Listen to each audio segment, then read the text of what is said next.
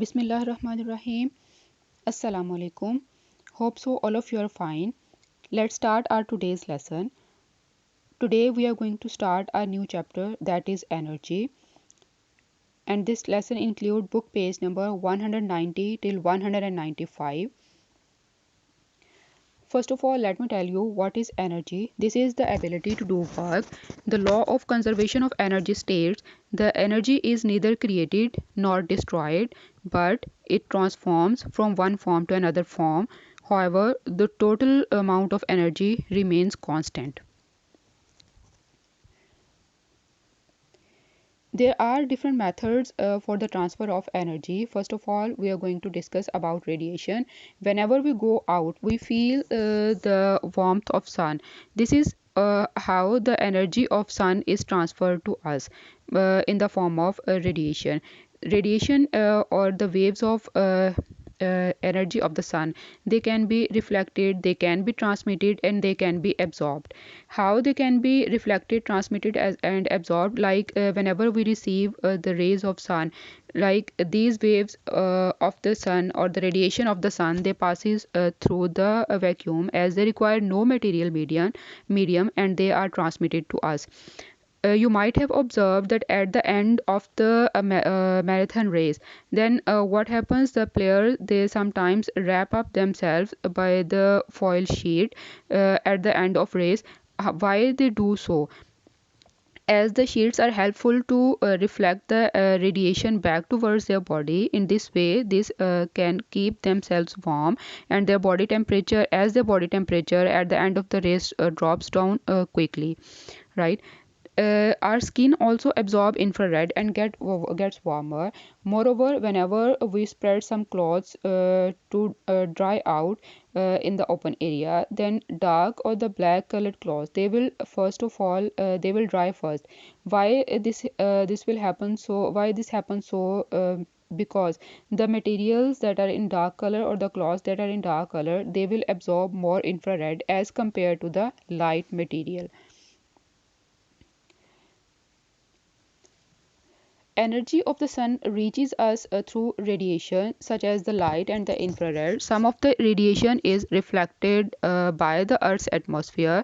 The earth itself emits radiation, and some of that is reflected back by the atmosphere. The temperature of the earth depends on the balance between radiation that is absorbed and the radiation that is emitted. If more is absorbed than is emitted, then in that case the temperature will increase. The atmosphere reflects radiation because it contains greenhouse gases. What are these greenhouse gases? As you might have observed, whenever there is a burning process, the smoke is produced. This smoke contains carbon dioxide.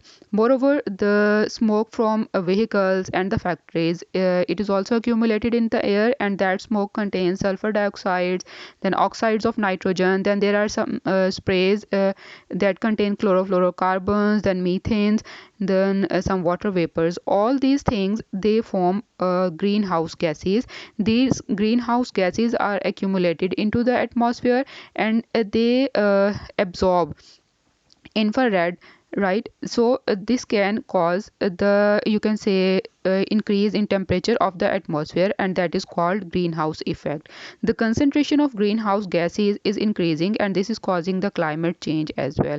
Sometimes this climate change, it can be beneficial for us, and sometimes it is harmful for us. How can it be beneficial for us? Like it can help us to grow crops more quickly, like the food crops can be grown at a good temperature. Then, and sometimes it can be dangerous. How it can be dangerous? Like the glaciers are going to melt, and in this way this can cause climatic change. Light and the infrared, these are the two waves in the basically electromagnetic spectrum. First of all, let me tell you what is electromagnetic spectrum. This is basically like the as we have studied about the light spectrum, that is, it consists of different colors, like it is a band of colors that consist of all the colors of light. In the same way, the electromagnetic spectrum, this is basically the collection of all the radiation of the sun. For example, the names of the radiations are like the radio waves, then microwaves, infrared, visible light, ultraviolet, ultraviolet, X-rays, and gamma rays. All of these collectively form electromagnetic spectrum. These waves travel at the same speed. Radio waves are of less energy, and the gamma rays, these are of high energy. They all have different uses, and some are more dangerous than the others. Whenever the energy or the thermal energy it is in contact with the liquids that are exposed or that are placed into the open area, then there might be a process taking place. As we know that the molecules of the liquid are loosely packed, so they move with different speed. The speeds of the molecule, it depends upon the temperature of the liquid. At high temperature, the average speed of the molecule will be higher. In a liquid at a particular temperature, a few of the molecules will be traveling fast enough to be able to escape from the attraction of the other molecules around them. When the fast moving molecules escape, this reduces the speed of the molecules left behind. Eventually, all the molecules escape. This escaping of molecule or is a process that is known as the evaporation. How can we define that? The process of turning from a liquid to a gas without boiling is called evaporation. This evaporation, the air around the liquid, it has some water vapors and that will cool down. So it means that evaporation can cause cooling effect. How it can cause cooling effect? Like whenever there is sweating, then what happens, the thermal energy makes the water droplets on our skin to move more quickly, and as a result we feel a cooling effect. Some animals, they also use evaporation to get cooling effect. How? For example, like the elephant, they shower water on their skin by using their trunk, right? Then when water evaporates, then the elephants feel cool. Evaporative coolers are used instead of ACs in some areas to cool down the houses. In evaporative coolers, a fan blows warm air over water. The thermal energy is transferred to water, then it evaporates and causes a cooling effect. The whole air cools down. The cooled air circulates around the place to produce some cooling effect. In refrigerator, a special liquid called the refrigerant is pumped around the tubes at the back. The thermal energy from inside the refrigerator, it evaporates the refrigerant, then this cools down the inside of the refrigerator. ACs also work on the same principle. The world energy sources are basically categorized into two. Like first one are the primary energy sources, and the second one are the secondary energy sources. Primary energy sources or the basic energy sources, these are either found in the nature, such as the sun, coal, and biofuels that include wood and the animal waste, wind, oil, natural gas, and uranium. Secondary energy sources are that kind of sources that are produced by using primary energy sources by using some technology, like electricity is produced by using different methods.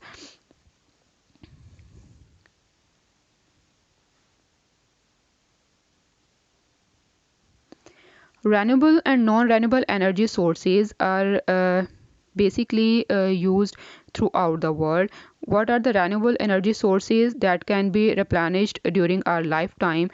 Whereas the non-renewable energy sources, they take millions of years to form, for example coal, oil, and gas.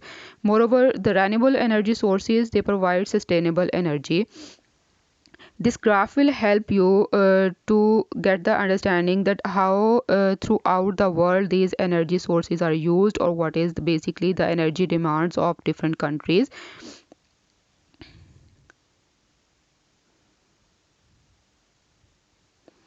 I have planned some homework for you. For your homework, you're supposed to do workbook page number 83, question number 1 and 2, and workbook page number 84, question number 1 till 3. In workbook page number 83, question number 1, part A, there is you can say a question. You are supposed to read the paragraph that is given, and then afterward you are supposed to tell the difference between the video camera and the thermal imaging camera. In part B. There is some important question that how can you detect if the part of the building are also burning? As the hint is given, like the thermal imaging camera, it can detect the body temperature. So if the building will be on fire, then it will detect the flames, right? And then in that way, it will be difficult to detect the, you can say, body temperature as well. This thing you are going to explain in that. Then in next one, uh, part D, describe one advantage of using a thermal imaging camera as compared with a video camera. Like it is told that thermal imaging camera, it can be used to find the people, right? It can detect the body temperature. So how it can be advantageous to use that thermal imaging camera instead of or as compared to a video camera? If you see at workbook page number 84, then in question number 3 there is in part A it is asked, after a while the water under the beaker turns to ice. Why? As the beaker contains ether, right? So there might be the transfer of energy between the ether and the water as well, and when the thermal energy will be transferred from one state from one material to the other material, then why the water changes to ice? Both of these liquids, they are having different boiling points or their temperature is different, right? In this way you can explain that why the water under the beaker changes to ice. Part B is, how does this experiment show what happens in a refrigerator? As I have explained that in the refrigerator the refrigerant is filled and that absorb the thermal energy from inside the refrigerator, and then what happens you are going to explain in that. Hope so all the things are quite clear to you people. Anyways, if you find any point difficult, you can contact me. Allah Hafiz.